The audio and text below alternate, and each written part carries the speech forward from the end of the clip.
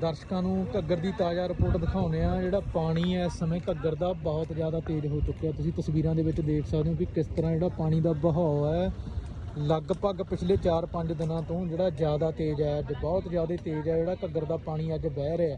ਸਾਹਮਣੇ ਖੱਡ ਵੀ ਜਿਹੜੀ ਪੈ ਗਈ ਸੀ ਘੱਗਰ ਦੇ ਵਿੱਚ, ਤੇ ਲਗਾਤਾਰ ਲੋਕਾਂ ਵੱਲੋਂ ਮਿਹਨਤ ਕਰਕੇ ਥੈਲੇ ਮਿੱਟੀ ਦੇ ਭਰ ਕੇ ਡੇਕ ਕੇ ਜਿਹੜੀ ਉਹ ਖੱਡ ਨੂੰ ਲਗਾਤਾਰ ਬੰਦ ਕਰ ਦਿੱਤਾ ਗਿਆ। ਲਗਾਤਾਰ ਬਚਾਓ ਕਾਰਜ ਜਿਹੜਾ ਲੋਕਾਂ ਵੱਲੋਂ ਜਾਰੀ ਹੈ। ਤੁਸੀਂ ਸਾਹਮਣੇ ਦੇਖ ਸਕਦੇ ਹੋ ਲੋਕ ਲਗਾਤਾਰ ਜਿਹੜੇ ਲੱਗੇ ਹੋਏ ਆ ਘੱਗਰ ਤੇ ਦਿਨ ਰਾਤ ਮਿਹਨਤ ਕਰਨ, ਪਰ ਪਾਣੀ ਦਾ ਵਹਾਅ ਬਹੁਤ ਤੇਜ਼ ਹੈ ਤੇ ਲਗਾਤਾਰ ਜਿਹੜਾ ਤੇਜ਼ੀ ਨਾਲ ਪਾਣੀ ਵਧ ਰਿਹਾ ਘੱਗਰ ਦੇ ਵਿੱਚ।